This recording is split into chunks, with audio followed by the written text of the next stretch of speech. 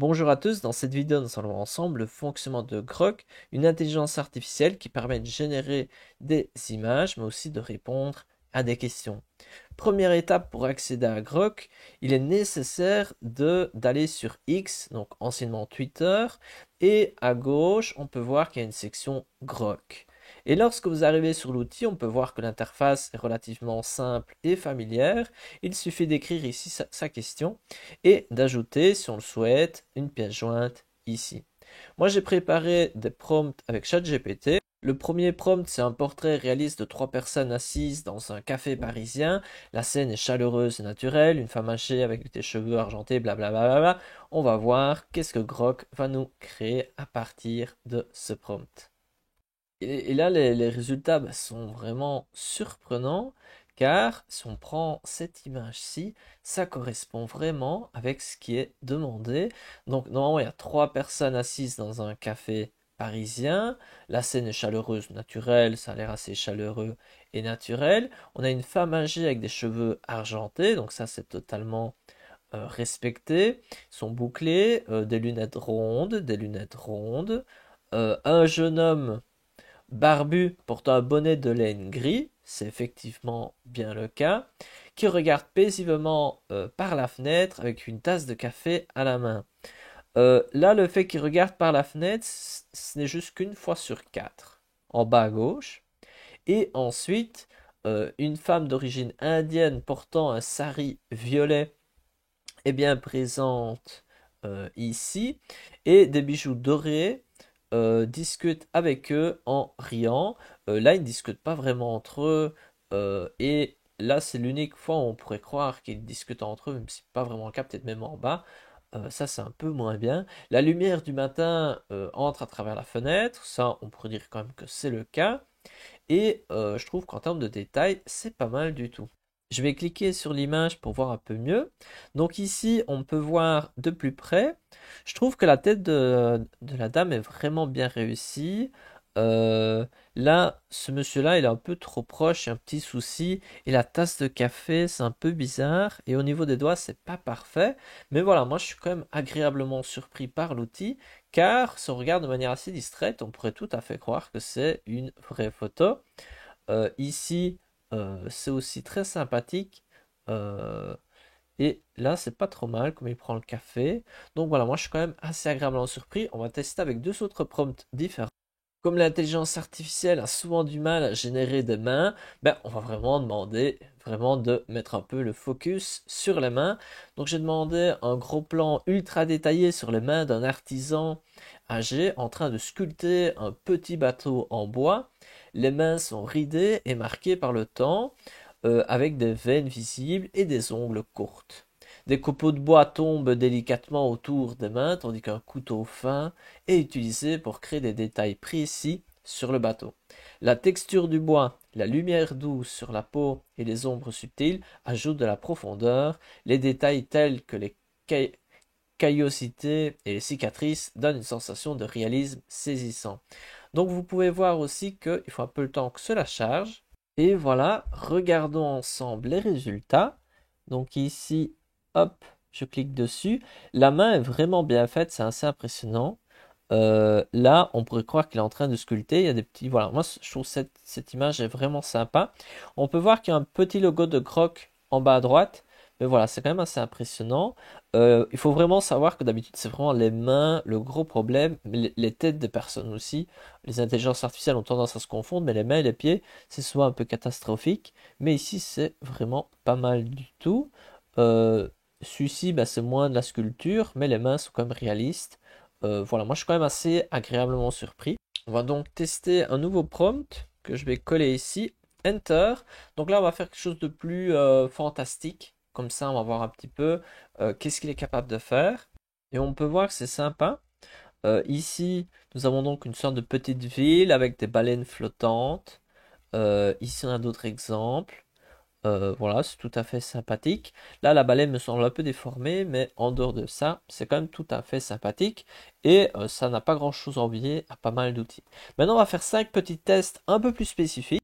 On va regarder ensemble, mais est-ce que Grok est capable de bien reproduire la texture? car la texture, c'est vraiment des détails. Euh, la texture de chaque matériel en soi est différent. Et donc, on va voir un petit peu si Grok est capable de faire quelque chose de crédible par rapport à la texture. Et donc ici, on peut regarder un petit peu des tapis. On a ici un peu de porcelaine. Donc ici, on va regarder ça ensemble. Euh, Ça a l'air quand même tout à fait sympathique. Ici, regardons ça. Les plis, ils ont l'air quand même tout à fait véridiques. On pourrait presque croire, même si ici, je sais pas, celui-ci m'a l'air mis un peu de manière bizarre, mais c'est peut-être que le sol n'est pas plat. Mais je trouve que on pourrait tout à fait croire que c'est un vrai tapis. Les tapis, je trouve, sont vraiment bien. Ici, cela a l'air relativement bien, mais ils sont mis de manière un peu qu'on ressent que ce n'est pas véridique. Mais les tapis, voilà, moi j'aime beaucoup. Je suis assez agréablement surpris, surtout ici, ce tapis-ci. On pourrait tout à fait croire que c'est un tapis. Le deuxième petit test, ben, ce serait essayer de voir s'il est capable de vraiment reproduire une ambiance particulière. Et ici, ben, ce sera l'ambiance plutôt d'une ville européenne où c'est humide, un petit peu brillant, il y a des lampadaires avec une lumière jaune. Voilà, essayer de reproduire une ambiance bien particulière. Et on peut voir que c'est tout à fait pas mal du tout. Ici, il est toujours en train de charger un petit peu, mais on voit qu'il arrive vraiment à donner une ambiance très différente par rapport à ici où c'était beaucoup plus lumineux. Là aussi, c'était très différent. Et voilà, chaque fois, on voit qu'il est quand même capable de modifier toutes ces petites choses qui font que cela donne une ambiance. On voit que c'est un peu humide, il y a des petits pavés. Donc voilà, ça c'est vraiment marquant et assez impressionnant. Euh, je suis quand même agréablement surpris. Et comme Grok marche bien, on va tester un autre point difficile, c'est une ambiance dynamique, voir si en termes de proportion, de où sont placées les personnes, s'il est capable par exemple de reproduire une course-poursuite. Car voilà, c'est bien de faire des choses statiques, que les choses ne bougent pas, mais voilà, essayer de faire quelque chose de dynamique, voir si ça a un rendu crédible, au contraire, ce n'est pas le cas. Donc regardons ensemble le résultat. Donc, donc ici dans le prompt, c'était une scène de course-poursuite, mais à chaque fois, on pourrait croire que la moto est un peu à l'arrêt, même si ici, peut-être pas. Euh, et donc c'est une vue en contre-plongée, donc en gros, on est plus bas que la moto et on regarde vers le haut.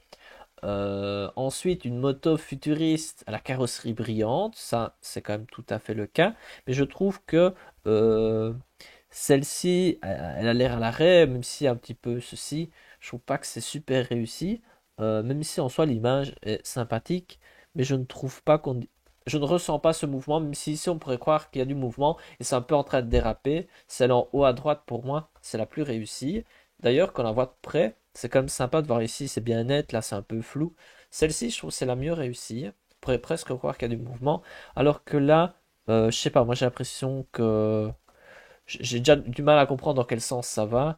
Voilà, je suis un peu moins convaincu par celle-ci. Bon, ce test n'a pas été le plus réussi, mais c'est quand même tout à fait intéressant, et c'est parce que c'est un outil qui marche bien que je teste un peu les limites. Maintenant, on va voir un petit peu l'aspect émotionnel. Est-ce qu'il est capable de transmettre les émotions des personnages? Est-ce qu'il est capable de faire des personnes vivantes qui arrivent à transmettre des émotions, ce genre de choses?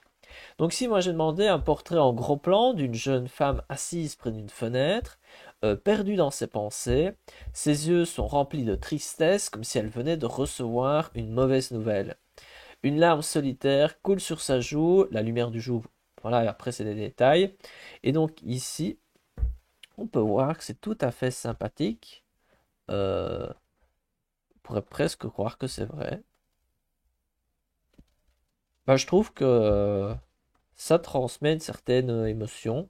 Ce qui n'est pas facile en tant que tel, mais je trouve que c'est loin d'être euh, banal comme image. Donc ça, voilà, ça c'est un des tests qui me marque le plus. Et comme dernier petit test pour tester ben, ses capacités de création d'images, on va se lancer un peu sur l'abstrait, voir un petit peu comment il représente un concept. Donc le concept du temps représenté visuellement dans une scène surréaliste, un désert doré, c'est la perte de vue, couvert de gigantesques horloges fondues. rappelant des montres à gousset anciennes. Certaines flottent dans l'air, tandis que d'autres sont moitié enfouies. Donc voilà, on teste un petit peu. Et pas mal celle-ci. Même si on peut voir qu'en termes de chiffres, c'est pas trop ça. D'ailleurs, je vais lui demander. Donc ici, je trouve que c'est tout à fait sympathique. Donc elle devait être fondue, donc c'est le concept, même si en termes de chiffres, il a quand même du mal.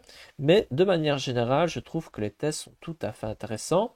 À noter que si on clique dessus, on peut faire clic droit et puis on peut copier l'image. Ou sinon, là j'ai cliqué sur Home sans le vouloir. Ou sinon, quand vous êtes ici face à une image, on voit qu'il est possible de copier ici si c'est du texte, ici c'est une image, ou au contraire on peut partager, on peut réessayer si vous n'êtes pas content, on peut mettre un petit plus ou un petit moins. Je vais faire un petit test qui n'était pas prévu pour tester ses capacités. Je vais lui mettre représente l'écriture Coca-Cola sur un mur. Je ne sais pas pourquoi Coca-Cola, mais c'est quelque chose qui m'est venu à l'esprit comme écriture, genre une affiche Coca-Cola ou quelque chose comme ça. On va voir un petit peu ce qu'il va nous donner pour voir un petit peu s'il est capable de reproduire du texte. Et sincèrement, c'est pas mal en connaissant que d'habitude, c'est le genre de choses que l'intelligence artificielle a du mal, même si là, c'est devenu du Coca-Cola avec double C. Là, c'est du Coca-Cola, mais là, c'est bien Coca-Cola.